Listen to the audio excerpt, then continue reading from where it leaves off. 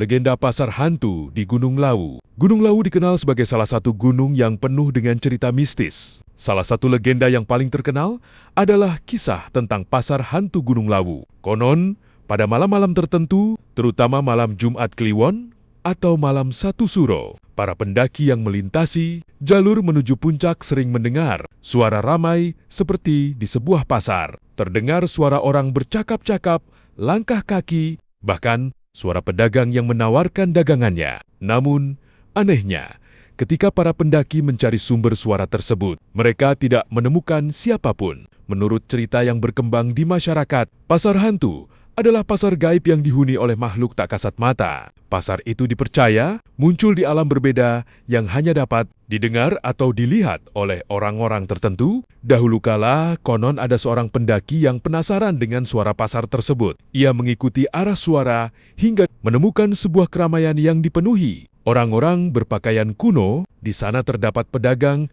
yang menjual makanan, pakaian, dan berbagai barang lainnya. Karena lapar, pendaki itu membeli makanan dari salah satu pedagang. Setelah selesai makan, ia melanjutkan perjalanannya dan menganggap kejadian itu biasa saja. Namun, ketika turun dari gunung dan tiba di rumah, ia terkejut uang yang digunakannya untuk membeli makanan ternyata masih utuh di sakunya. Bahkan, sisa makanan yang dibawanya telah berubah menjadi daun-daun kering. Sejak saat itu, cerita tentang pasar hantu Gunung Lawu semakin terkenal. Banyak orang percaya bahwa pasar tersebut adalah dunia gaib yang tidak boleh diganggu. Para pendaki juga diingatkan untuk tidak sembarangan mengambil atau membeli sesuatu yang tidak jelas. Asal-usulnya selama berada di Gunung Lawu. Hingga kini, kisah pasar hantu tetap menjadi bagian dari misteri dan legenda yang menyelimuti Gunung Lawu.